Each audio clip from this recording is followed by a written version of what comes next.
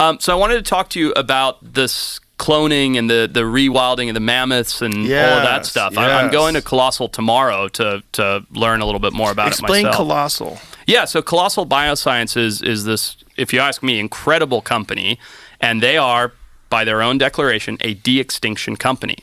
So it's this guy, Ben Lamb, and he's got George Church, who's a world-leading cellular scientist. I don't know the specifics, of de-extinction and cloning and CRISPR and so on and so forth. And they've come together and raised a ton of money, and they are de-extincting animals. And the science is there. Like, it's done. All it took was the money, basically, behind it. And they've put together this incredible Rolodex of scientists and people, and it's real-life Jurassic Park with purpose. Where are they going to put them?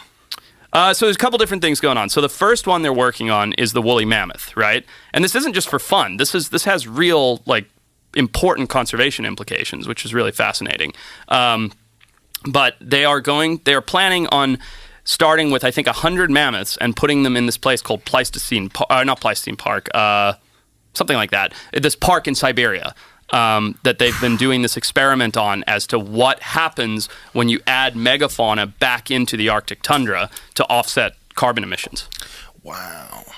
And so they're using what DNA? They're using elephant DNA and mixing it with something else? So it's Indian elephant is the closest living relative to the woolly mammoth. And what does an Indian elephant look like? Is it similar to an elephant? Yeah, it's a smaller. So African elephants are bigger. They have the really big ears. Right. Indian elephants are typically the ones you'd see at the circus, with the pink in the ears, the smaller triangular shaped ears. So just a different species of elephant.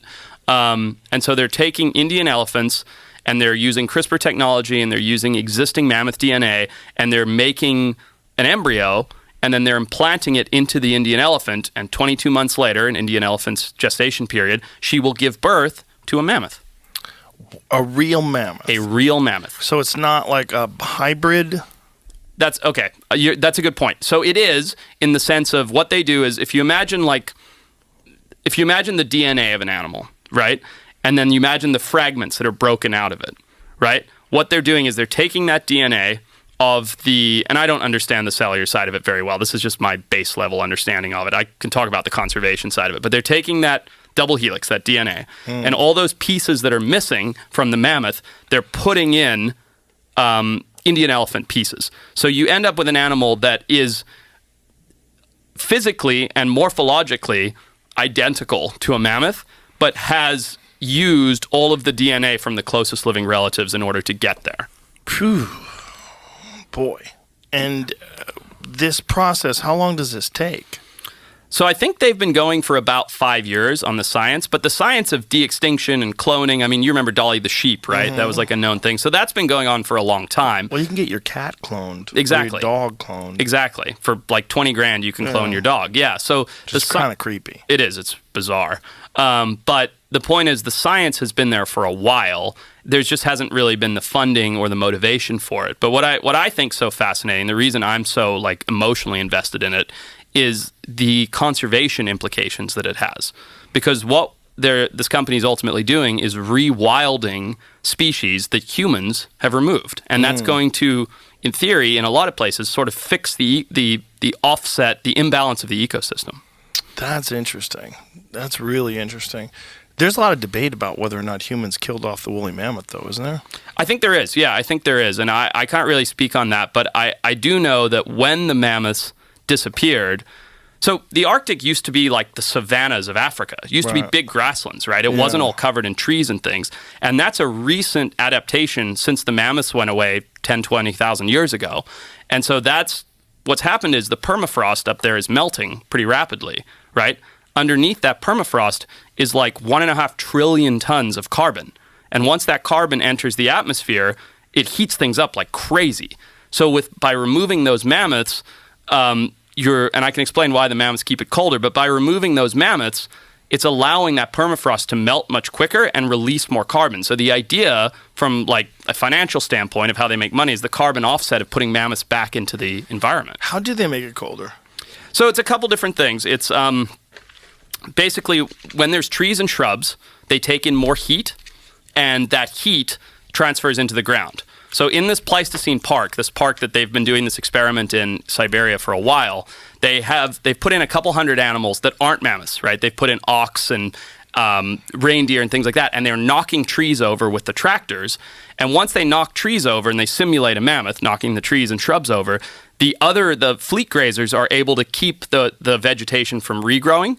So when the vegetation doesn't regrow, you get all this grassland, and the grassland has snowpack. The snowpack gets stomped, so there's no insulation. It reflects more light. It's like 3 or 4 different processes that make the ground, I think on average, it's like 8 degrees colder. So it keeps things more frozen. So once we removed all the megafauna from the Arctic through hunting or maybe other means, regardless, once they were removed, the Arctic got warmer.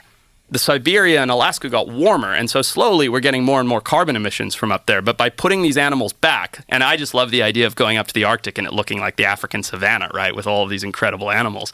But by putting these animals back, it in theory will make the Arctic colder, slow down the melting of the permafrost, which will in turn trap the carbon for longer in the ground.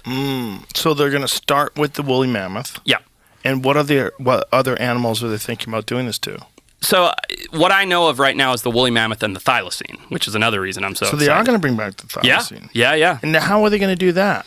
So there's, it used to be the quoll, but now it's an animal called a dunnart that's the closest living relative. And so, thylacines were around pretty recently, right? I mean, we're just looking at video of one. Yeah. So they have really good DNA from the thylacine, and then they're going to use the existing DNA from a dunnart, which is a very small marsupial, put them together, remake the thylacine. The only problem is, my understanding is, they cannot use the dunnart for surrogacy because the dunnarts are like this big. So they have to do an artificial womb and all of that. But yeah, I think the technology is there. Womb. Yeah. This sounds like a fucking horror movie. Isn't it crazy we're living in this time? Yeah, it sounds like a horror movie. But it's so insane. Even 3 years ago, if you're like, hey, we're bringing animals back, we're going to put mammoths back in the Arctic, you're like, shut up. Go put on your tinfoil hat. It's happening. It's when so are they crazy. projecting the first woolly mammoth will be launched? 2024. What? Yeah. Next year? Next year. End of next year. Oh, my God. Yeah. And they're going to bring it to Siberia. And put it in this Pleistocene park where there are all these other animals, and they're going to see how it does. How does it behave? How does it interact with the environment? Does it replace the tractors in the sense of cooling down this little park area? Yeah. It'll be fascinating. Are they going to do saber-toothed tigers? I hope so. No, I don't know. Shit, I don't know. That would be incredible. What a wild animal those must have been to look at. Saber-tooths? Giant teeth. Yeah. Literally hang out of their mouth. And apparently are so sensitive that they could find jugulars. With those teeth? Yeah. They could feel the pulsating jugular with their teeth. Just because of the nerve endings in it? I didn't know that.